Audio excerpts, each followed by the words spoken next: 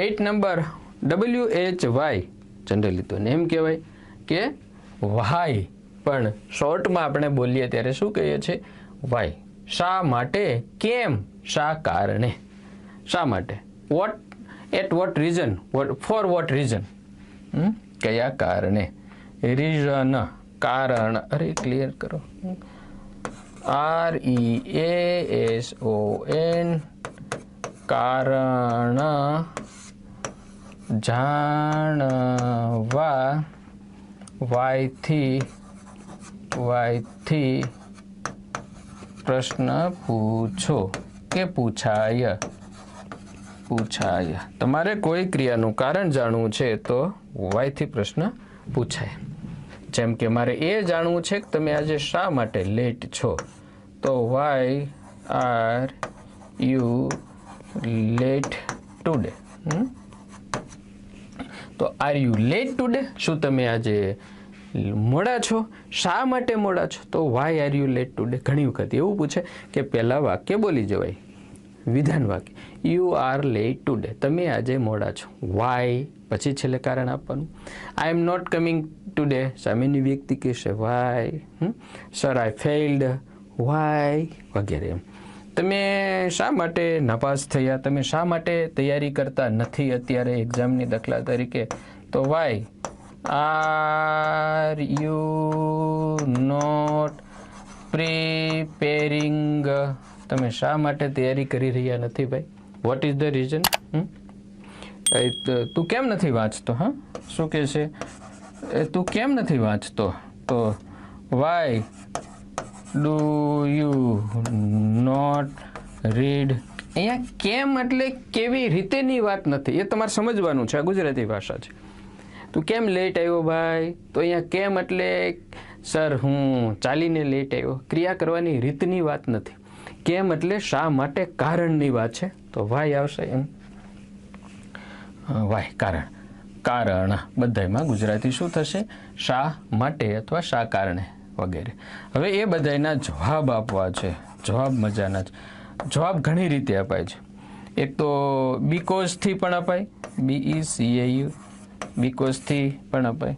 એ બીકોઝની જગ્યાએ એઝ પણ આપી શકાય. એમાં ઘણી વખત ટુ અને V1થી પણ જવાબ અપાય. કેવી રીતે? દાખલા તરીકે why are you late today, તમે આજે શા માટે મોડા છો? Because I am late, because BECAU, because bus was late, sir bus મોડી હતી. તો આ તમે કારણ આપ્યું. Because I was not feeling well, મને બરાબર ફીલ નહોતું થતું, તબિયત સારી નહોતી. એટલે why are you not preparing, sir તમે શા માટે ભાઈ તું અત્યારે તૈયારી નથી કરતો? બીકોઝ કારણ કે I have a lot of work, I have a lot of work, WORK. અથવા તમે એમ કહેશો બીકોઝ કરીને, because I don't get time, કારણ કે મને સમય મળતો નથી. કારણ આપ્યું. એમ why do you not read વગેરે. ટુથી ક્યારે અપાય? ટુથી આવી રીતે અપાય. દાખલા તરીકે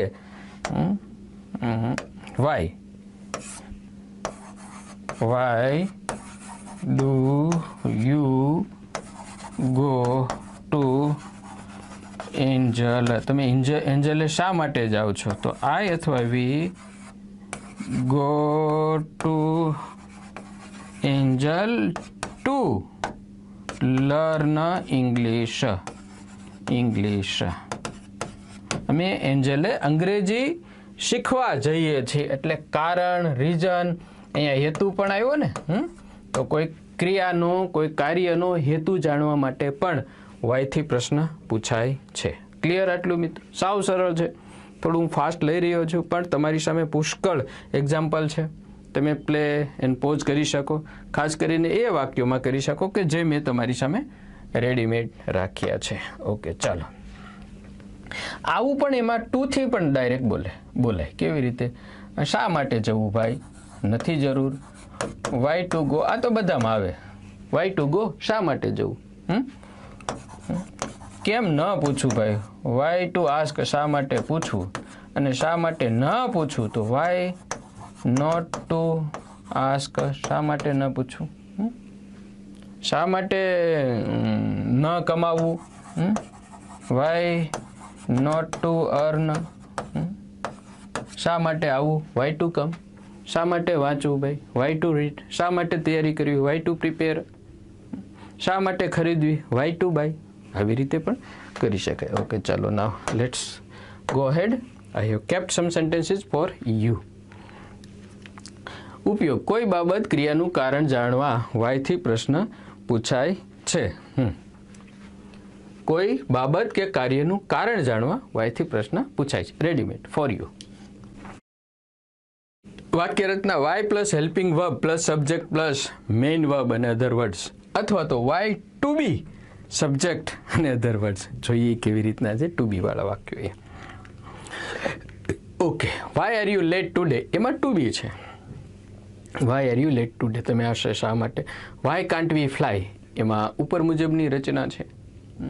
તો સર તમને એમ થાય કે સર આ બધી કેમ યાદ રાખવી, એમ એ યાદ રાખવાની ન હોય મિત્રો, વાક્ય આવે એમ સમજવાની હોય. દરેકે વસ્તુને યાદ ન રાખ. તમારું નામ છે, અટક છે, ઘટના છે, મિત્રો છે, સગા સંબંધીઓ છે,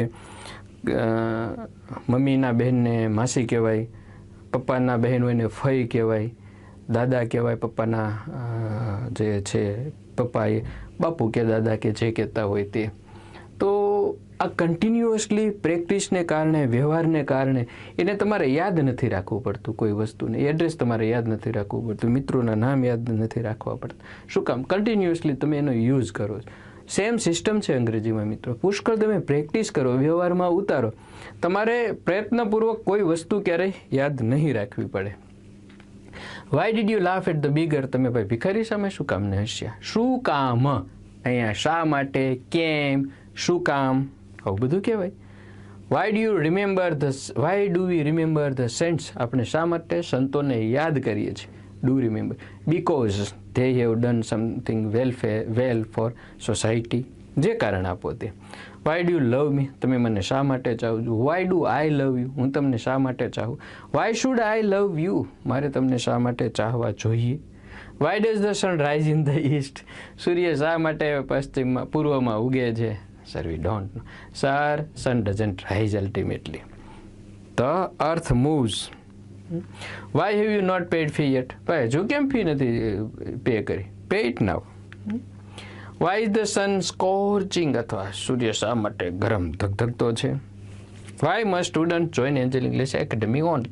શા માટે વિદ્યાર્થીઓ એન્જલ ઇંગ્લિશ એકેડેમી જ જોઈન્ટ કરવી જોઈએ. વાય શુડ વી સ્લીપ, આપણે શા માટે સૂવું જોઈએ. Why should we drink water, શા માટે પાણી પીવું જોઈએ. વાય શુડ વી ઈટ, આપણે શા માટે ખાવું જોઈએ. So many reasons you can give. હવે એનાથી પ્રશ્ન પૂછાય તો ટુ, ફોર, બીકોઝ, એઝ વગેરેથી જવાબ અપાય. Why do you go to Angel English Academy, તમે શા માટે એન્જલ ઇંગ્લિશ એકેડેમીએ જાઓ છો. I go to Angel English Academy to learn English, હતો ટુ લર્ન ઇંગ્લિશ આઈનો જવાબ છે. Why have you punished me, તમે મને શા માટે સજા કરી છે. I have punished you for your coming late, for your coming late, તારા મોડા આવવાને કારણે. Why have you join Angel English Academy, તમે શા માટે એન્જલ ઇંગ્લિશ એકેડેમી જોઈન કરી છે. Because I want to learn English systematically from basic, મારે સાવ પાયેથી સિસ્ટેમેટિકલી પદ્ધતિસર અંગ્રેજી શીખવું ભણવું છે. ઓકે છે વાક્ય. વાય રામ કિલ્ડ રાવણ, રામે રાવણને શા માટે માર્યો હતો. રામ હેડ કિલ્ડ રાવણ બીકોઝ હી એટલે કે રાવણ હેડ કિડનેપ્ડ સીતા, પ્રશ્નાર્થની નિશાની નહીં આવે. કારણ કે રામે સીતાનું રાવણે સીતાનું અપહરણ કર્યું, રાવણે સીતાનું અપહરણ કર્યું હતું. This is the reason. અથવા તો ફોર કિડનેપિંગ સીતા, સીતાનું અપહરણ કરવા માટે થઈને. ક્લિયર. વાયમાં